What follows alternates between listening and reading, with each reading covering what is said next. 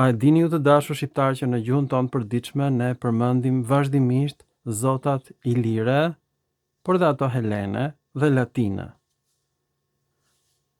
Nuk e mendon dot që gjuha jon, gjuha shqipe, është gjuha e zotave. Një nga këto zota është zota zell, dëshirë. Kuptimi kryesor ka qenë dëshira për rivalitet, për të imituar dikë. Kur e mendon se cila është nëna e dëshirës për të imituar dikë, është blini. Në gjuhën helene të lashtë ka qenë filyra, fjalë për fjalë do thot mik i bletëve. Nga filos. Në gjuhën shqipe bashkëtingëllorja e pazëshme e aspiruar është bërë bë. Blini. Bli është filosi, miku, dhe origjina e fjalës filyra. Nga filos dhe huron, që në gjuhën helene do të thot gumëzhitje e tufës së bletëve. Dhe fjala zell e shqipes në fakt ka ardhur nga latinishtja në rasën kallëzore zellum. Kjo ka ndodhur edhe në gjuhën katalan, në Spanjë. Veteranët romak në Spanjë dhe veteranët romak në Iliri kanë lënë të njëjtën fjalë, zellum. Kjo është forma e trajtës së shquar zelli. Një lloj si parentem ka dhënë fjalën prindi, forma e trajtës së shquar, pastaj ka lindur forma e pashquar prind. Edhe me zellin pashtu. Ka lindur zelli nga zellum dhe pastaj është e bërë e pashquar zell. Kjo fjalë është shumë e lashtë. Pasqyron ligjet fonetike të shqipes si bij e latinishtes. Tregon që ne jemi këtu vendas, kemi qenë këtu gjithmonë, edhe fjala blini pra është e shoqëruar me fjalën zelli. Kjo është kaq e frikshme që ne në gjuhën e përditshme përmendim zota ilire helene dhe latine. Por edhe spanjollët, edhe francezët dhe italianët, të gjithë ata që ishin pjesë të perandorisë romake përmendin në gjuhën e përditshme zota iliro-helene dhe romake. Përse këto ishin gjuhë të shkruara. Këto kishin tempuj, priftërinj.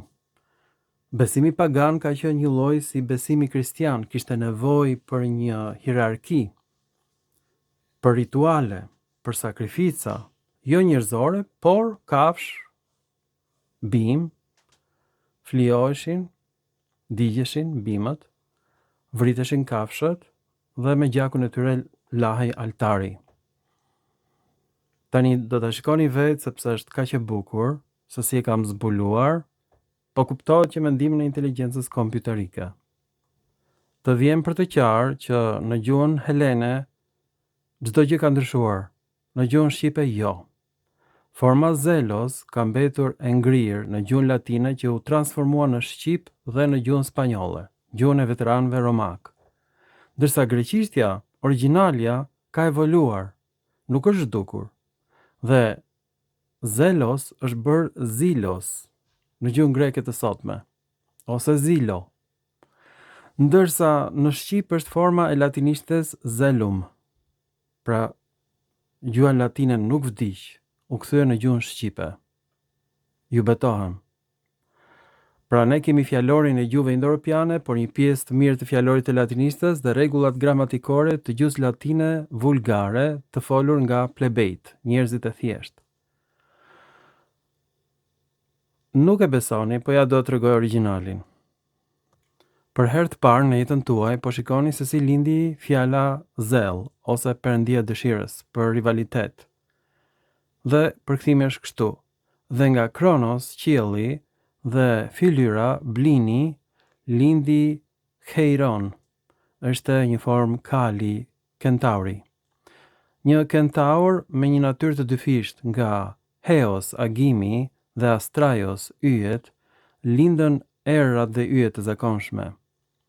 Dhe nga Perses, dhe nga Asteria lindi Hekate, perëndia e vdekjes, ndërsa nga Pallas dhe Styx lindën Nike, që sot është Niki në greqisht, fitore, Kratos, fuqia, dhe Zelos, Zelli në shqip, Zelum në latinisht është dëshira për rivalitet, dhe Bia, që sot në greqisht shqiptohet Via, do të thot dhuna. Tani unë e kuptoj çdo fjalë të greqishtes së lashtë sepse jam shumë interesuar pikërisht për perëndit helene, dhe grekët sot nuk i dinë dhe i shqiptojnë komplet ndryshe këtë fjalë.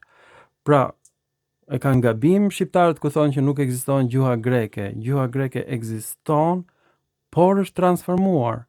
Thjesht ka ndryshuar shqiptimi i fjalëve, është e njëjta gjuhë, identike me greqishtën e lashtë. Pra, blini është në greqinë e lashtë filyra, e kuptoni apo jo, është një mrekulli. Tani, rezulton që Zelli ka lindur nga perëndia Pallas, që ishte Athina, perëndia zgjuarësisë.